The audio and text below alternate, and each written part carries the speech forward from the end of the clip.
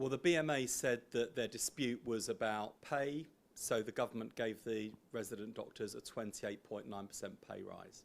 They then said it was about jobs because of the competition for training places being around 4 to 1. So we offered thousands more training places and emergency legislation to reduce the competition down to less than 2 to 1. I think it's now clear that what these strikes are really about is the BMA's totally unrealistic demand for another 26% on top of the 28.9% pay rise they've already had. Not only do I think that is unreasonable and obviously unaffordable, I offered to postpone these strikes, to reschedule them for January because of the enormous risks to patients and the NHS at the worst possible time given the enormous pressures we're seeing and the disruption caused by flu.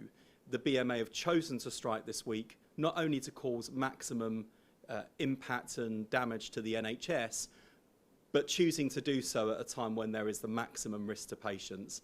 I think that is irresponsible and I think it's dangerous. And even now, if the BMA want to reschedule to January, the government will facilitate that. You did say you couldn't guarantee patient safety, so you're standing by that? We have been clear that for strikes to go ahead this week, it represents the biggest risk to patients and to the NHS because of the enormous pressures on the NHS as a result of flu, the scenes we're seeing in emergency departments as it is at what is one of the busiest times of the year for the NHS. That's why the government offered to facilitate rescheduling the strikes for January. The BMA refused that offer, and now they've rejected an offer on jobs that would have delivered 1,000 more training places, that would have introduced emergency legislation to reduce the competition for training places down to less than 2 to 1. So on top of the 28.9% pay rise the BMA have already had, this government has gone to great lengths to work with them, to address doctors' concerns, and to do so in a way that is both reasonable and urgent, but also affordable. The BMA have rejected that approach, and now there is serious risk to the NHS this week. You're standing by your offer, or is there room for renegotiation here?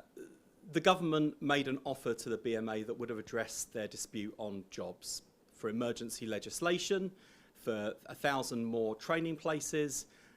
That would have reduced the competition for training places right now for resident doctors from 4 to 1 down to less than 2 to 1. And the BMA have rejected that. This comes on top of the 28.9% pay rise that resident doctors have already had. So the government has done everything we can to avert these strikes. The BMA have already had a 28.9% pay rise. They're demanding 26% more. That's obviously not affordable.